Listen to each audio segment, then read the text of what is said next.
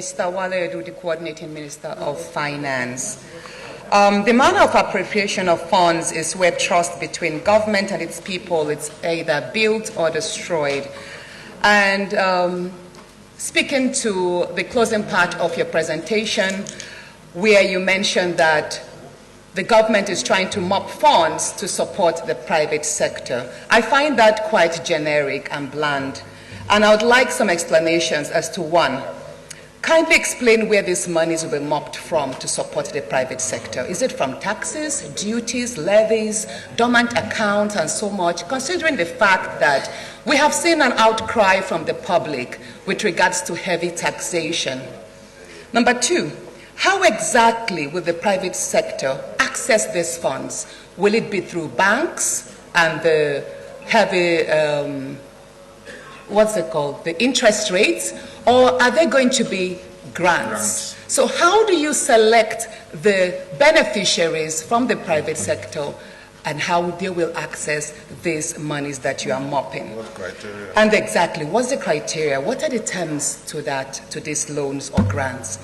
And then lastly, will these funds be used to provide the enabling environment and infrastructure necessary to support entrepreneurs, such as electricity, free internet access in public spaces, roads, and many others? So exactly what are you going to do with these funds that will be mopped up, and how will the private sector access these funds? Thank you.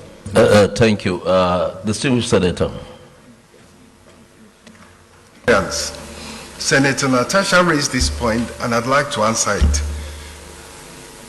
The Koreas of this world, the Singapores of this world, they did it, the Chinas, by mobilizing their own savings, so that when they produce, they don't consume everything.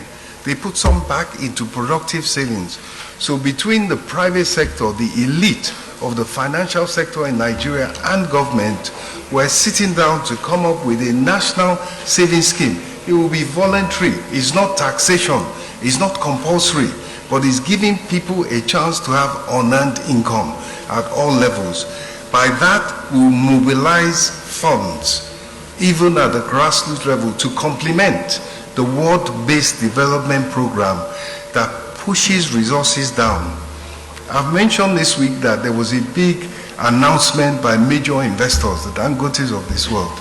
But in addition, this week, there was the Nigeria Youth Academy gave out funding to young people.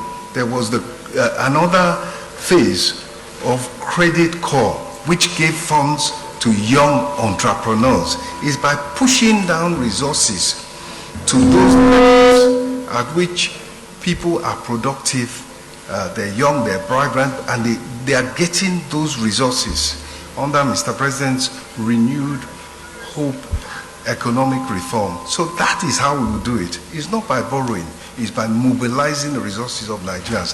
Thank you, distinguished Senator.